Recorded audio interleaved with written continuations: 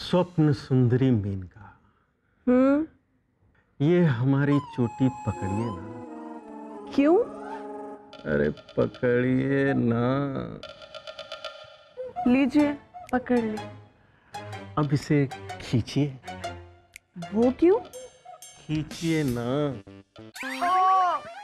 आहिस्ता, हमने आपको चोटी खींचने के लिए कहा था, उखाड़ने के लिए नहीं। माफ कीजिए, हमें नहीं पता था आप इतने नाजुक हैं। नहीं नहीं नहीं, बात ये नहीं है। हम तो ये कह रहे थे कि ये जो कुछ भी हो रहा है।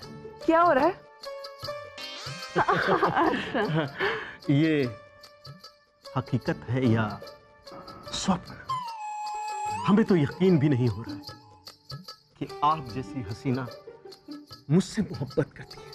यकीन तो हमें नहीं हो रहा कि हम आपकी बाहों में हैं। बलदेव राज जी, मुगल सल्तनत के वजीर आजम, जिन्होंने ना जाने कितनी जंग लड़ी, कितने राजाओं को हराया।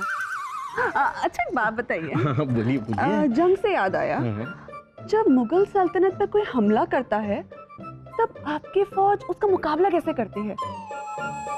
मेरे कहने का मतलब है कि तोप किस दिशा में चलती है, तीरंदाजों का जत्था किस गुप्त रास्ते से आता है।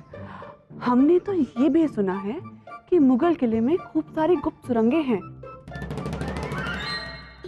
जहां से आपके सैनिक दुश्मनों के सिर पे जा पहुंचते हैं और उन्हें पता भी नहीं चलता। हम तो यूं ही जिज्ञासावश पूछ रहे हैं।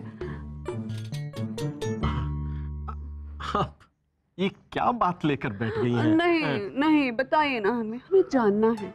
हमने कितना सुना है आपके बारे में, आपके जंग करने के तौर तरीकों के बारे में। हम जानना चाहते हैं कैसे कर लेते हैं आप ये सब, बताइए ना। ये गद्दारी होगी स्वप्न सुंदरी मेनका, मुल्क से भी, खुद अपने आप से भी। हम मुगल सल्तनत के एक वफादार नुमाइंदे हैं, सर कलम करवा सकते हैं, अपना सब कुछ कुर्बान कर सकते हैं, लेकिन फौज के राज बताकर हम जहां पना के विश्वास को ठेस नहीं पहुंचा सकते। बलदेव राज की जिंदगी का एक ही मकसद है, मुगल महल की चोटी पर लहराता मुगल परचम। जब तक जिस्म में खून का एक कतरा भी बाकी है, मुगल परचम की हवा हम टेढ़ी नहीं होने देंगे।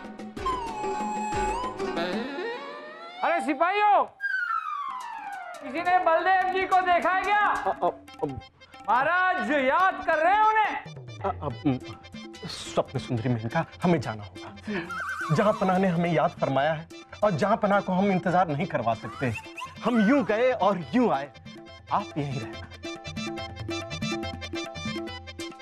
महाराज तुरंत बुला रहे हैं। आ रहे हैं, आ रहे हैं हम।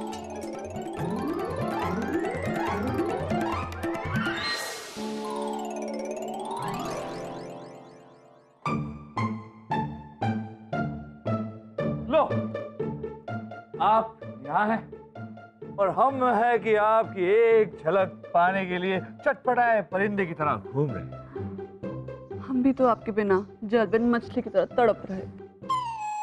जब से आपको दरबार में देखा है, पता नहीं हमें क्या हो गया है, बस आप भी की तस्वीर आंखों में बसी रहती है। हमारे दिल का आलम भी कुछ ऐसा ही है सुंदरी।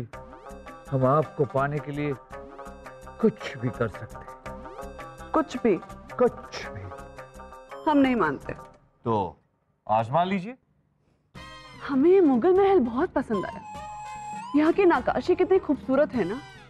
हम भी चाहते हैं हम अपने लिए ऐसी ही नक्काशी करवाएं अपने मुल्क जाकर। अगर जहापना से मांगेंगे तो शायद मना कर दें, इसलिए आपसे मांगते हैं, हमें पूरे महल का नक्शा लाके दीजिए ना, दीजिए ना। तो क्या हुआ? ये आपने हमसे क्या मांग लिया? आपने जो हमसे मांगा है वो हम क्या आपको कोई भी नहीं दे सकता। ऐसे क्यों? क्योंकि इस महल का नक्शा और मुगल फौज के सारे खुफिया दस्तावेज महाराज खुद अपने तख्त के गद्दी के नीचे दबा के रखते हैं। अच्छा। और आपने तो हमारे महाराज को देखा ही है, अब उनके नीचे से वो दस्तावेज निकालना नामुमकिन। क्या करें हम, पहली बार आपने हमसे कुछ मांगा और हम आपको दे भी ना सके। अरे नहीं नहीं, कैसी बातें कर रहे हैं आप? आपने जो हमें दिया है हमारे लिए उतना ही काफी है। हमने आपको क्या दिया है? प्यार। आपने हमें प्यार दिया है ना, हमारे लिए उतना ही काफी है। प्यार?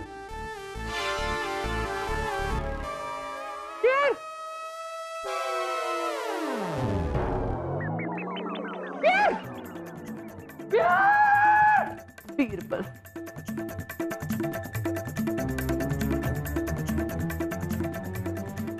प्यार, हमारा प्यार। उर्वशी,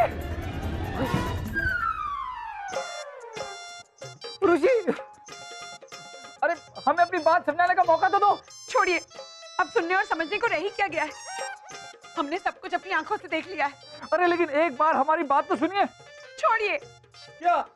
हमारा रास्ता छोड़िए और हमें जाने दीजिए, हमें कुछ नहीं सुनना। तुम्हें सुनना होगा, क्योंकि ये तुम्हारी और हमारी बात नहीं, ये हमारे मुल्क का मामला है। बात समझने की कोशिश करो। उर्वशी, इस महल में कुछ ऐसा हो रहा है जो होना नहीं चाहिए। कल तुम्हारी नृत्य प्रतियोगिता है, तुम बस अपनी प्रतियोगिता पर ध्यान दो। ध्यान रखना, प्रतियोगिता के दौरान तुम्हारी जान को खतरा भी हो सकता है। नहीं, कोई सवाल मत पूछना, बस हम जो कहते हैं वो सुनो और घबराओ बिल्कुल मत, क्योंकि प्रतियोगिता के दौरान हम वहां मौजूद रहेंगे और जब तक हम हैं तुम्हें कुछ नहीं होने देंगे। उर्वशी, हमारी आंखों में देखो, और अगर हमारी आंखों में तुम्हें रत्ती भर की सच्चाई और तुम्हारे लिए प्यार नजर आता है तो हमें कल तक का मौका दो। कल तुम्हें तुम्हारे सारे सवालों के जवाब मिल जाएंगे। बस तब तक हम पर भरोसा रखो। छोड़िए। क्या छोड़े? यूं मुंह बनाना छोड़िए और मुस्कुरा दीजिए।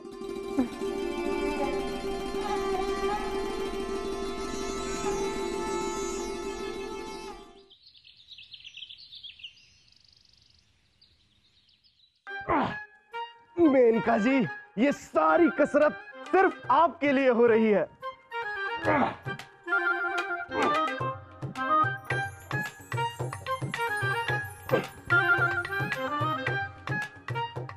शहजादे, आपने तंदुरुस्त कैसे रह लेते हैं? बस रह लेते हैं, हम तो शाही खून है ना। लेकिन मेनका जी, आप यहाँ हमसे मिलने आई हैं। हम ना सोच रहे थे कि आप जो इतनी बड़ी मुगल फौज को जो आप संभालते हैं, कैसे कर लेते हैं आप? शाही खून है हम कब क्या करते हैं, कैसे करते हैं, क्यों करते हैं, किधर करते हैं, हमें खुद को भी नहीं पता चलता। मतलब इसमें भी गहरा राज है। हमें भी तो कोई राज बताइए, हमें भी तो अपना राजदार बनाइए। हाँ हाँ, हम आपको सारे राज बताएंगे। बताइए कौन सा राज जानना है आपको? हम आपको सारे राज बता देंगे, मगर आप ये राज किसी और को मत बताना। नहीं नहीं, हम किसी को नहीं बताएंगे। तो सुनिए, हमारी फौज के जो सेनापति है ना, उनका चक्कर बावर्ची खाने की एक दासी के साथ चल रहा है, और ये बात किसी को भी नहीं पता सिवाय हमारे, यहाँ तक कि उनकी बीवी को भी नहीं।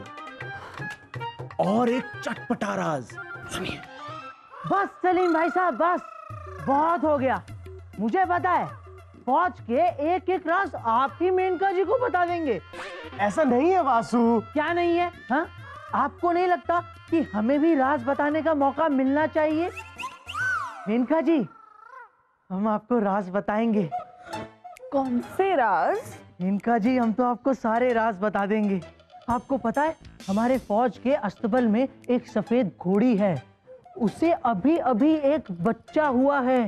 पर राज की बात यह है मेनका जी कि मुझे पता है, उसका चक्कर हमारे धोबी के गधे के साथ चल रहा है, गधे के। हाँ, अब अगला राज हम आपको बताएंगे। मैं आपको बताऊंगा। नहीं वासु, शाही कौन हम है, हम बताएंगे। सलीम भाई साहब, मैं बताऊंगा। हम बताएंगे। हम बताएंगे। नहीं नहीं नहीं, हमें कोई राज नहीं जानना, हमें बख्श दीजिए। हमें कुछ नहीं जानना। सलीम! फूफी!